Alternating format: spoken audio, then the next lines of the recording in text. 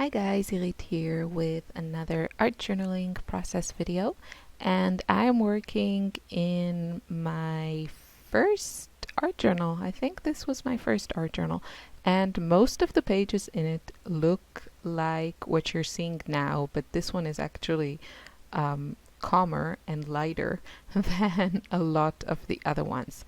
So I'm going back to this journal and trying to finish up the pages, and I'm working here with my Dr. P.H. Martin's Radiant Concentrated Watercolors, and you can see that I put them in this Tim Holtz palette, and I just got it like a couple of days ago and put the paints in there. And the set that I have from the Radiant Watercolor is set A, and every set that they have has 14 colors, but you can see I only have 12 there. That's because the set also comes with brown and black, which I rarely use, so I have the bottles next to me if I want to use them, but I didn't feel the need to occupy a space in my palette. So I will put links to everything I use that is available online in the description box so you can check it out. So I started with just some circles, and I have absolutely no plan here. I'm just going with the flow, using some pretty colors, playing with color transitions, and yeah, just having fun. It's one of those switch brain off and move brush type of creations. And I have to say, I really love the Dilution journals, but because I have already put, you can see here, like layers and layers of stuff, the pages do get a little bit warped from all that product and weight that there is on them. And I have to say it's not my favorite surface to work on. I do prefer a more either a blank page or something that doesn't have so much paint. And I don't know what I did here before, but obviously it had a few layers of stuff on it. And yeah, I just think it's sometimes I like how this turned out, but sometimes you really lose the freshness and things look kind of overworked, and yeah, just not as fresh to me. That's the feeling that I have when you work on pages that have already seen so much troubles. But this was still fun, and I think I will probably just switch from newer journals where the pages are blank to this one, because I want to use it. I don't want to waste it. And it has, because it was my first art journal, I didn't really know what I was doing, and I was just doing like backgrounds and leftover paints from scrapbooking pages got smeared into this. And yeah, most of it's probably like it's almost full. I mean, there are a few empty pages at the end, but there's like literally like a handful of finished normal looking pages there. What is fun with having an interesting texture is that you can see how the watercolor kind of lays on it and behaves differently than when you apply it to just paper. And yeah, that's always interesting to see how it moves. And some parts of the paper it absorbs more, and then some areas with a specific type of paint may resist more the watercolors. So I do like that detail. And you can see at the end, at the close-up shots, you can see that it just, the paper and the layers of paint really affect how the watercolor looks on top of them. What I was happy to discover is that even though, you can really see how most of, or all, almost all the paint I'm using, the watercolor paint I'm using, stays on top of the paper, as opposed to when you use watercolor paper or most papers, the color will sink into the paper. But here, because of all these layers of paint, the surface is very kind of resistant and non-absorbent. It's not completely non-porous surface, but it's pretty close because of all those layers of acrylic paint. There is acrylic paint here, and that has obviously some plastic in it. And yeah, so it really doesn't let anything sink into it. If I had here layers and layers of things like mists or watercolors, the paper would behave differently and the paint would behave differently. So it's really interesting to play with these different media. And yeah, that's just me applying color. I'm trying to keep things balanced, and that means when I use a certain color in one spot, I almost always will use it in another spot. Repetition is one of those principles, like design principles, that really help something come together.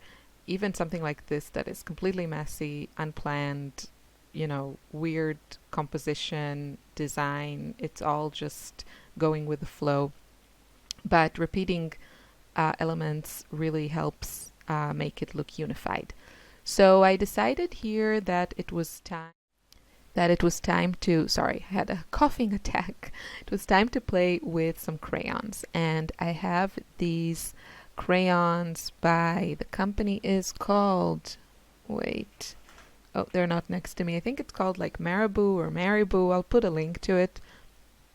And I also have my distress crayons, which I have just one of the more pastel sets. And I decided to use them, well, first of all, because I have them and I don't use them nearly as often as I, would like to. And because I don't use them that often, I'm not exactly comfortable with them. So, I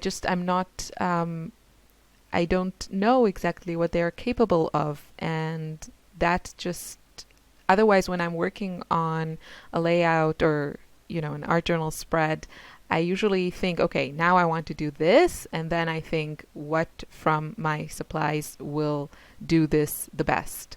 So, but if you don't know your supplies as well, then obviously you won't necessarily pull out something because you're just not sure how to work with it.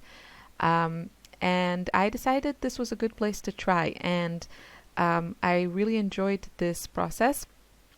I used them mostly to add more definition and depth,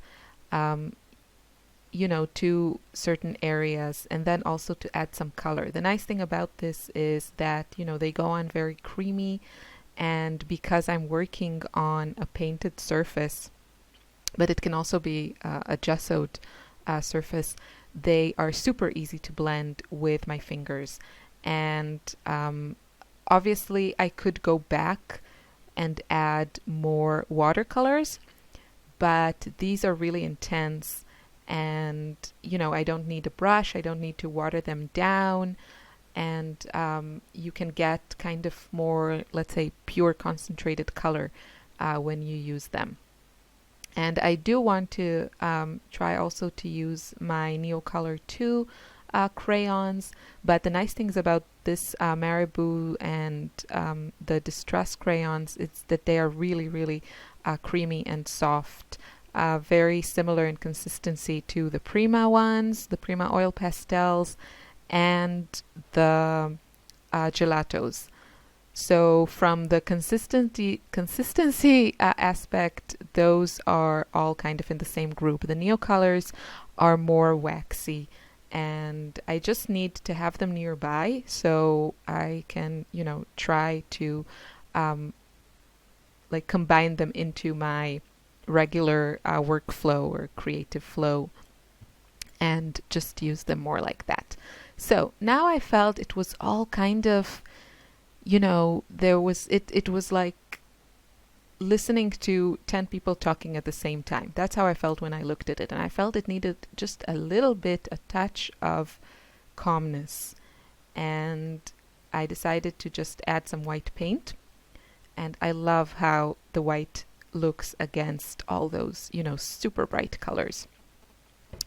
And that's it. So now we are going into the final stages of this. That's usually when I pull out my pen or, move into maybe like a smaller brush for details.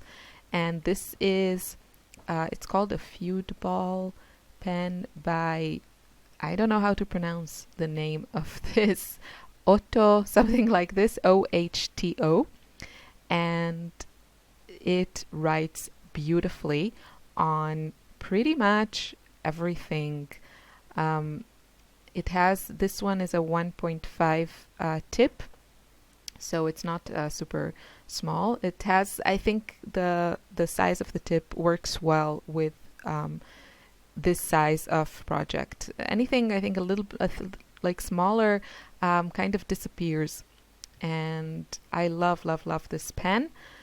It's fantastic for art journaling. I think I learned about it from Dina Wakely, and I'm so happy that I did. I have a few black pens, but this one is my favorite with permanent ink.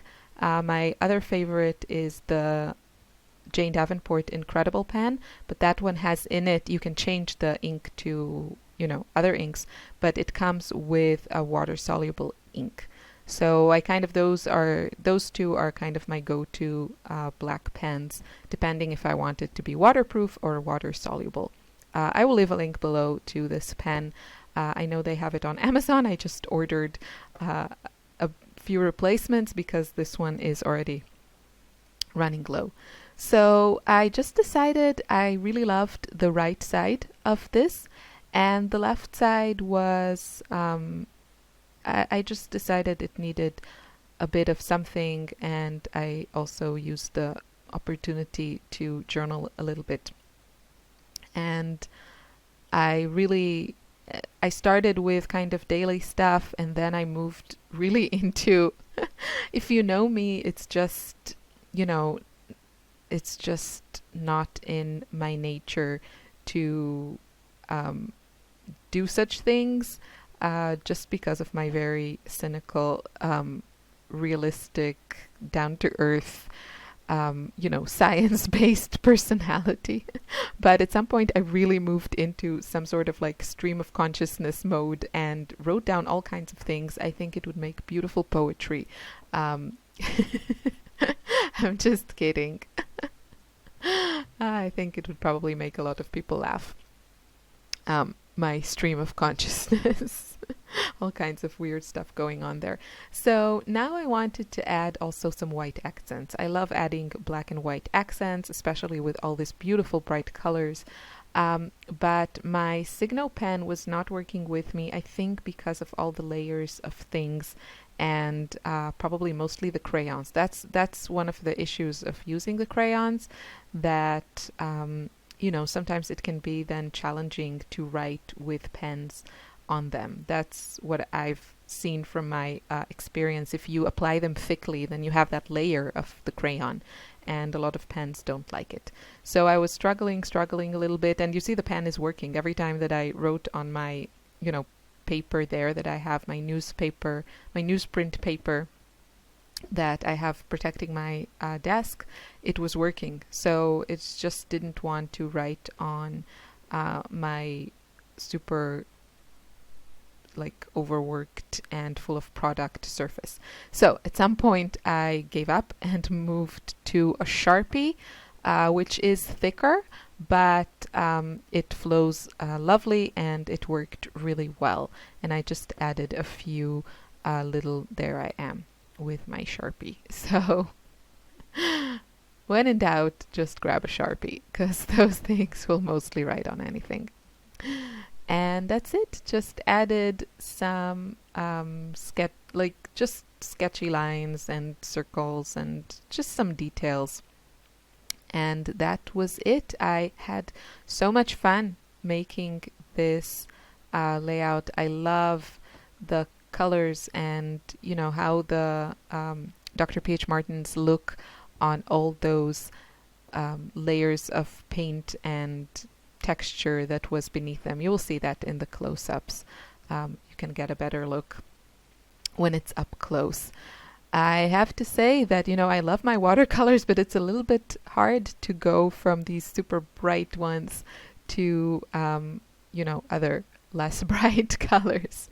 So I think I'll need to get this out of my system before I go back to my other beloved art supplies. So this is it. Leave me a comment if you have any questions. Thank you so much for watching. I wish you a lovely day. Bye.